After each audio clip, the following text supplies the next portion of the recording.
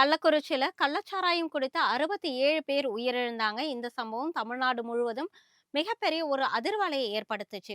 அந்த சம்பவம் நடந்து 1 ஆண்டு நிறைவடைந்த நிலையில அதிமுகவினுடைய அதிகாரப்பூர்வ எக்ஸ் தள பக்கத்துல ஒரு பதிவ வெளியிட்டிருக்கிறாங்க.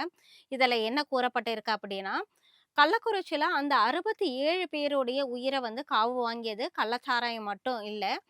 தன்னுடைய நிர்வாக திறமையின்மைய மறைக்கிறதுக்காக திமுக அரசு சொன்ன பச்சை பொய் தான் காரணம். மரக்காணத்துல நடந்த மரணத்தின் பொழுதே திமுக அரசு சரியான நடவடிக்கை எடுக்காம அலட்சியம் காட்டுனது தான் இந்த 67 பேரினுடைய உயிர பலி வாங்கியிருக்கு அப்படின்னும் சொல்லியிருக்கிறாங்க.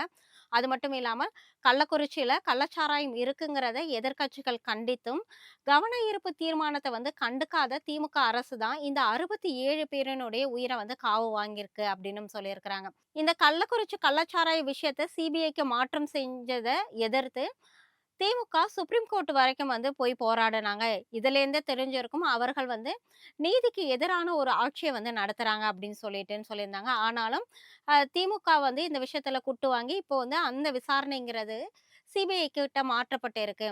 2026ல அதிமுக ஆட்சி அமைத்த உடனே இந்த கள்ளக்குறிச்சி சம்பவத்திற்கு நீதி நிலைநாட்டப்படும் அப்படின்னும் சொல்லியிருக்கிறாங்க. அது மட்டும் இல்லாமல் 2026ல அதிமுக ஆட்சி அமைத்த பிறகு தமிழ்நாட்டுல கள்ளச்சாராயம் என்ற ஒன்று இல்லை என்ற நிலைக்கு தமிழ்நாடு மாறும்.